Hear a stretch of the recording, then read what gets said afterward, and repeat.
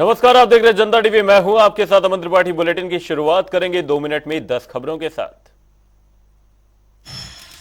Dubai दौरे से करोड़ों का निवेश लेकर लौटे सीएम धामी। बीजेपी प्रदेश अध्यक्ष महेंद्र भट्ट ने की मुलाकात, सफल दौरे पर दी बधाई। द्वितीय प्रतिभा अलंकरण समारोह 2023 कार्यक्रम में राज्यपाल गुरमीत सिंह ने की शिरकत। पॉलिटेक्निक छात्रों को किया सम्मानित।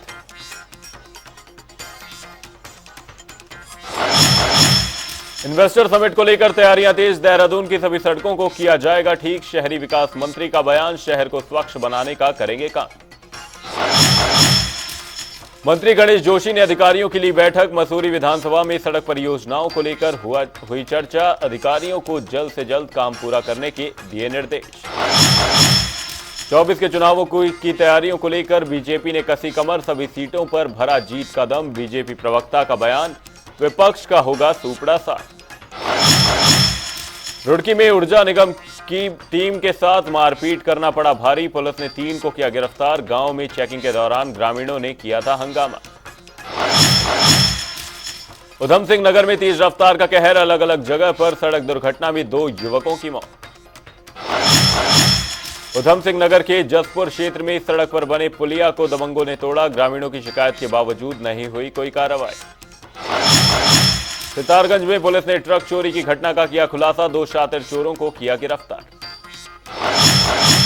देहरादून में कॉलेज की दीवार गिरने से एक युवती की मौत। दीवार के मलबे में दबकर भाई हुआ घायल। नाराज छात्र सेवक आश्रम रोड पर धरने पर बैठे। सुरक्षा पर भारी पुलिस फोर्स मौके पर पहुंची।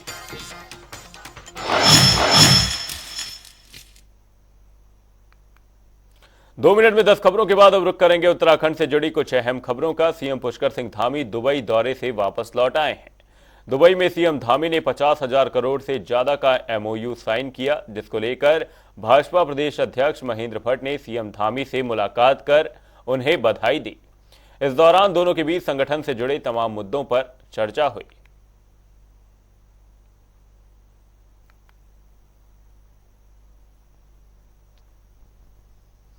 आगामी दिसंबर महीने में होने जा रहे इन्वेस्टमेंट को लेकर प्रदेश सरकार लगातार तैयारी में लगी हुई है।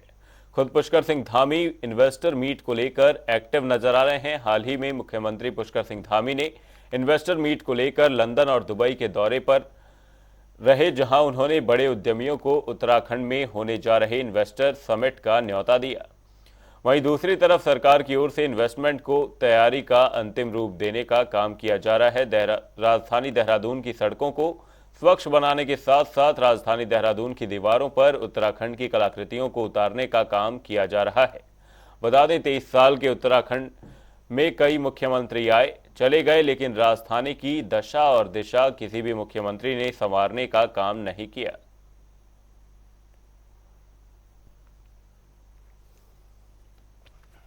उत्तराखंड में दिसंबर महीने में शुरू होने जा रहे इन्वेस्टर मीट को लेकर प्रदेश सरकार लगातार तैयारियों में लगी हुई है। इसके साथ ही अगर राजधानी देहरादून की बात करें तो राजधानी देहरादून की सड़कों को साफ सुथरा करने का काम किया गया है। इसके साथ ही राजधानी देहरादून की जो दीवारें हैं उसे उत्तराखंड की कलाकृतियों से रंगने का काम किया गया है। कहीं ना कहीं प्रदेश सरकार इन्वेस्टर मीट को लेकर गंभीर नजर आ रही है और जिसका नतीजा है कि आज राजधानी देहरादून के दीवारों पर उत्तराखंड की संस्कृति की झलक दिखती हुई नजर आ रही है।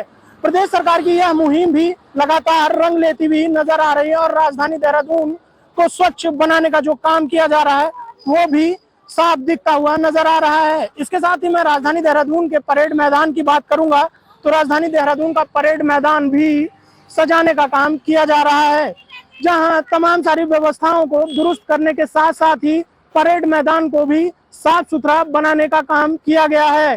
कहीं ना कहीं प्रदेश सरकार की यह मुहिम भी रंग लाती हुई नजर आ रही है। आप देख सकते हैं कि किस तरीके से राजधानी देहरादून के परेड मैदान में स्थित इस टंकी को भी उत्तराखंड की कलाकृतियों से सजाने का काम किया गया है।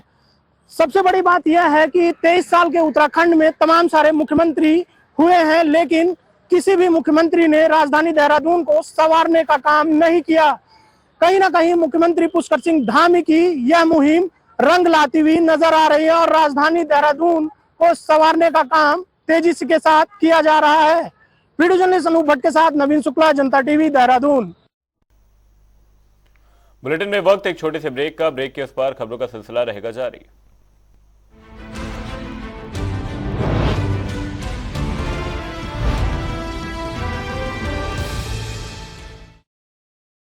हीरो वो होता है जो अपने लिए नहीं अपनों के लिए लड़ता है, और उसका विजन उसके इरादों जैसा ही क्लियर और साफ होता है। थकी और सुस्त आंखों से नहीं जीता जा सकता है कोई भी फाइट। उसके लिए चाहिए तेज और साफ नजर जो मिलती है मुझे आई मंत्रा आयुर्वेदिक आई ड्रॉप से। ये दे मुझे क्लियर विजन मेरी जीत के लिए। Eye Mantra Ayurvedic eye drops celebrates the release of Ganpat in cinemas from 20th of October.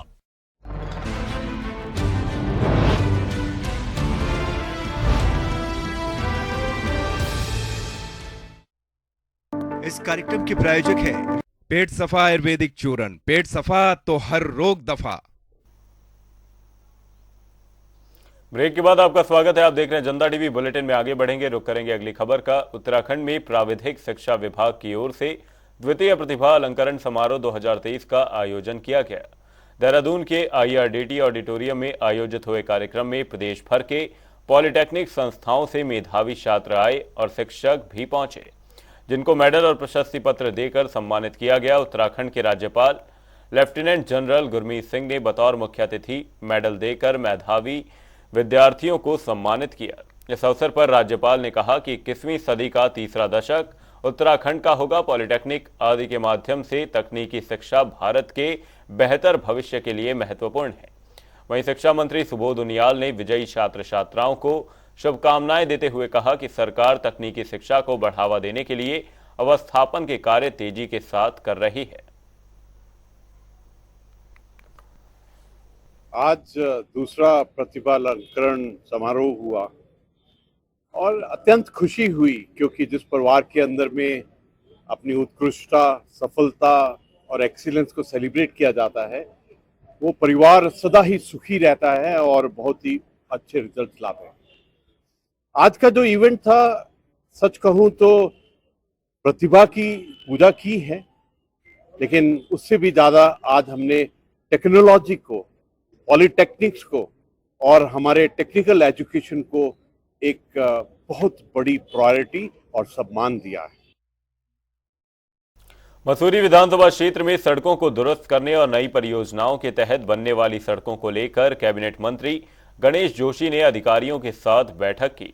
Cabinet मंत्री गणेश जोशी मसूरी विधानसभा क्षेत्र से विधायक हैं और वे अपने विधानसभा में सभी मूलभूत सुविधाओं को पहुंचाने के लिए लगातार अधिकारियों के साथ बैठक कर रहे हैं। क्षेत्र की विभिन्न सड़कों को लेकर कैबिनेट मंत्री गणेश जोशी ने अधिकारियों को कई दिशा निर्देश दिए और जिन सड़कों का निर्माण कार्य चल रहा है उनको लेकर उन्होंने अधिकारियों से फीडबैक भी मांगा। कैबिनेट मंत्री ने अधिकारियों को निर्देश दिए कि सभी स्वीकृत कार्यों को जल्द से जल्द पूरा किया जाए, जिससे क्षेत्रवासियों को इसका लाभ मिल सके। कुछ प्रमुख सड़कें हैं जो कई दिनों से लंबित हैं, जैसे 11 धनोल्टी मोटर मार्ग। उसको बनने के बाद धनोल्टी की दूरी कम से कम 35-40 किलोमीटर कम हो जाएगी। इसी प्रकार बालागंज चामुसारी मोटर मार्ग, इसी प्रकार मेरे क्षेत्र के कई पुल व अन्य सड़कों की जो काफी दिनों से लंबित है। इसी प्रकार सहजदारा में एक बाईपास मार्ग, क्योंकि वहां पर जाम लगता है, बड़ा रोड जो है बाईपास की, इन सारे कामों की समीक्षा मैंने यहाँ पे की है। और एक क्योंकि 2019 से मैं इसका शिलान्यास कर चुका हूँ और शेष 4 किलोमीटर सड़क का घोषणा मैंने माननीय मुख्यमंत्री जी से अभी खेत में करवाई थी, वो त्रुटिवश धनोल्टी में चली गई है। इन सारे विषयों को लेकर उनसे बातचीत हुई है।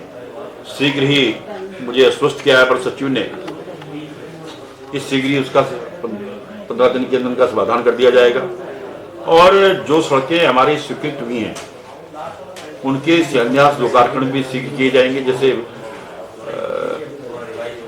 धोरण में करीब 3 करोड़ की सड़कें स्वीकृत हुई हैं।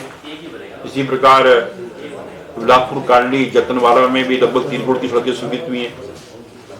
वह सालावाला में, डुभालवाला में, इन क्षेत्रों में भी लगभग 2 करोड़ की सड़कें मैंने स्वीकृत कराई हैं। शीघ्र इन कार्यों की शुरुआत होगी। आगामी लोकसभा चुनाव 2024 को लेकर बीजेपी अपनी सोशल मीडिया टीम को मजबूत कर रही है, जिसको लेकर हल्द्वानी में बीजेपी के कुमाऊं संभाग कार्यालय में सोशल मीडिया कार्यशाला की बैठक आयोजित की गई, जिसमें कार्यकर्ताओं और टीम को गुरु मंत्र दिए गए। वहीं बैठक में केंद्रीय रक्षा राज्य मंत्री अजय भट्ट का जोरदार स्वागत किया गया।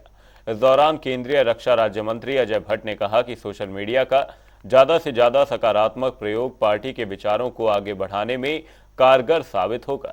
समाज में सोशल मीडिया का प्रभाव काफी ज्यादा बढ़ चुका है, लेकिन इसका इस्तेमाल ज्यादा नकारात्मकता फैलाने में किया जा रहा है।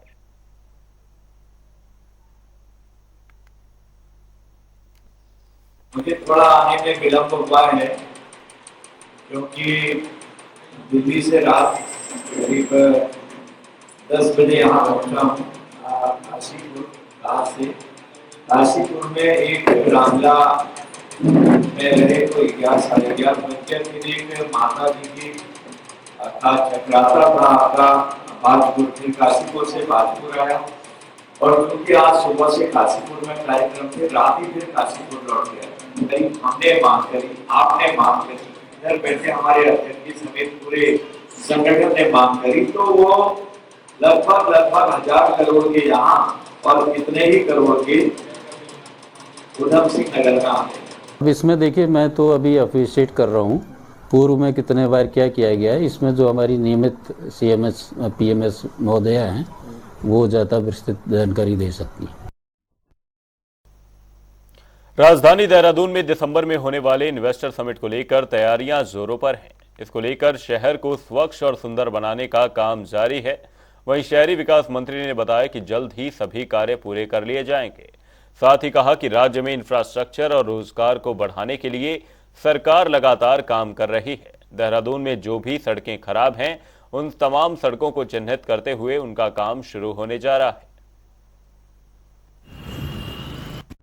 हमारे राज्य के राजस्व को हम कैसे बढ़ाएं, रोजगार हम कैसे जनता को, हमारे बेरोजगारों को, आम आदमी जो उसके लिए पूरी तरह से मानक के दायरे में आ रहा है, उसके लिए सरकार पूरी तरह से गंभीर है। माननीय मुख्यमंत्री जी लगातार इसके लिए प्रयास कर रहे हैं और उसी श्रृंखला में हमने इन्वेस्टर समिट करने का निर्णय लिया। माननीय मुख्यमंत्री जी लंदन गए, आजकल अबू धाबी में आप जानते ही हैं, और ये सारा विषय लगातार चल रहा है।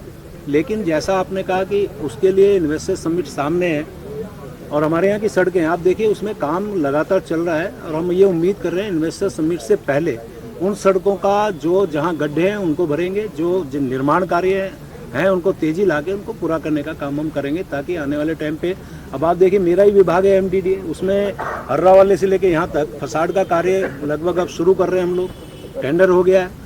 सड़कों का काम करेंगे, यानी कि जो हमारा अतिथि आएगा, जो बाहर से आएगा, उसके स्वागत के लिए हम पूरे देवभूमि को पूरी तरह से हम तैयार करेंगे और खुद भी तैयार होंगे।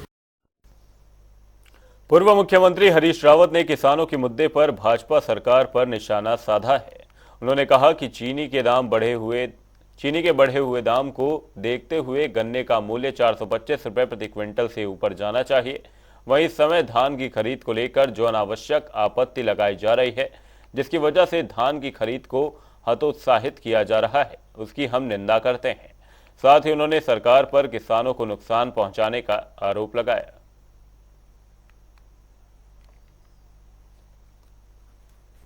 हमारी मांग है कि इस समय चीनी के बढ़े हुए दाम, इथनॉल के बढ़े हुए दामों को देखते हुए ये 425 से ऊपर होना चाहिए, 425 रुपया प्रति क्विंटल से ऊपर होना चाहिए और जल्दी होना चाहिए।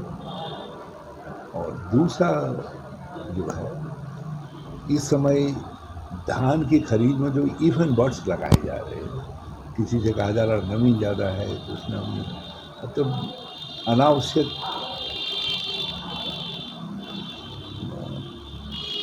आपत्तियां लगा करके धान की खरीद को हतोत्साहित किया जा रहा है। हम इस प्रवृत्ति की निंदा करते हैं। खेती के वाला धान है, उसके वो मार्केट में आ गया है, लेकिन उसको हतोत्साहित कर रहे हैं ताकि इस समय खुले बाजार में जो धान के दाम ज़्यादा हैं उसका फ़ायदा व्यापारियों को मिल सके।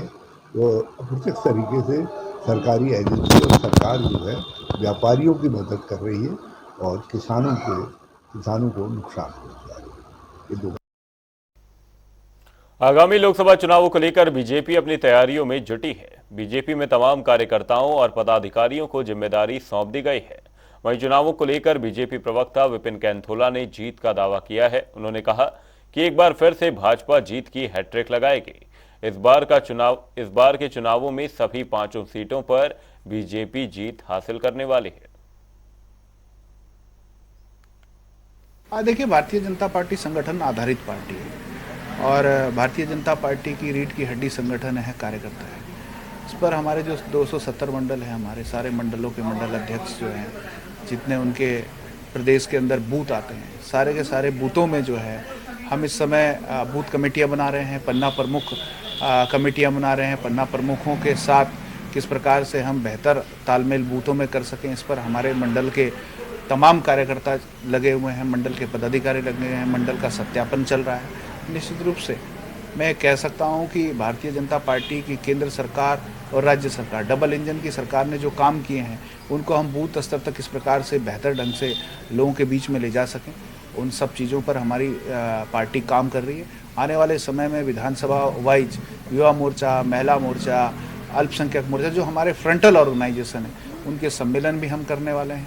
तो मैं कह सकता हूं कि जो 5-0 का जो ट्रैक रिकॉर्ड है उत्तराखंड भारतीय जनता पार्टी का, पिछली बार जिस प्रकार से हम 5 सीटें जीते थे और 0 में कांग्रेस थी, इस बार हम हैट्रिक करने जा रहे हैं। और निश्चित रूप से उत्तराखंड की जनता जिस प्रकार से मिथक को तोड़ते हुए उत्तराखंड की जनता ने उत्तराखंड में भारतीय जनता पार्टी की सरकार को दोबारा स्थापित किया, मैं कह सकता हूं कि हम हैट्रिक बनाने जा रहे हैं। फिर से 5-0 होने जा रहा है। भारतीय जनता पार्टी 5 की 5 लोकसभा सीट 2024 में जीतने वाली है। देहरादून के डीएवी पीजी कॉलेज की जर्जर दीवार गिरने से युवती की मौत हो गई, जबकि गंभीर रूप से घायल उसके भाई को दून अस्पताल में भर्ती कराया गया है। युवती को हाल ही में शिक्षा विभाग में कनिष्ठ सहायक में नियुक्ति मिली थी। बता दें कि नौकरी मिलने की खुशी में वह गुरुवार को अपने भाई के साथ कोचिंग सेंटर के शिक्षकों को मिठाई खिलाने के बाद पैदल वापस लौट रही थी। इसी बीच जर्जर दीवार भरभरा कर दोनों पर गिर गई। घटना को देखते हुए डीएवी कॉलेज आज बंद रहेगा।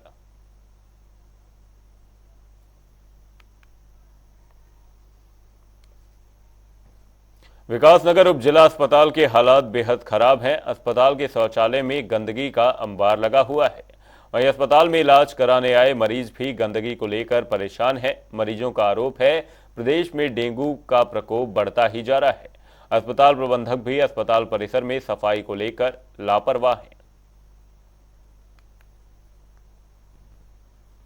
तो है साफ सफाई की पूरी उसमें व्यवस्था थोड़ा है, पर ये यहीं का मामला नहीं, यहीं और हॉस्पिटलों में ऐसे ही देखने को मिलता है। उत्तराखंड में स्वास्थ्य व्यवस्थाएं बहुत जीर्ण शीर्ण हालत में है, तो थोड़ा बहुत कहेंगे सरकार को इन चीज़ों पे भी ध्यान देना चाहिए। आम जन के लिए कैसी व्यवस्थाएं दे पाए? नहीं, देखिए, हमारे यहाँ सफाई का बहुत ध्यान दिया जाता है और बहुत अच्छा सफाई भी चल रहा है। लेकिन जो सुबह ओपीडी का टाइम होता है 8 बजे से 2 बजे के बीच में, उस समय करीबन 300 से 500 लोग हमारे यहाँ आते हैं। हर 2 घंटे में सफाई की जाती है बाथरूम की, लेकिन उसके बीच में भी वो हो जाता है। लेकिन हम हर 2 घंटे में उसकी सफाई कर रहे हैं।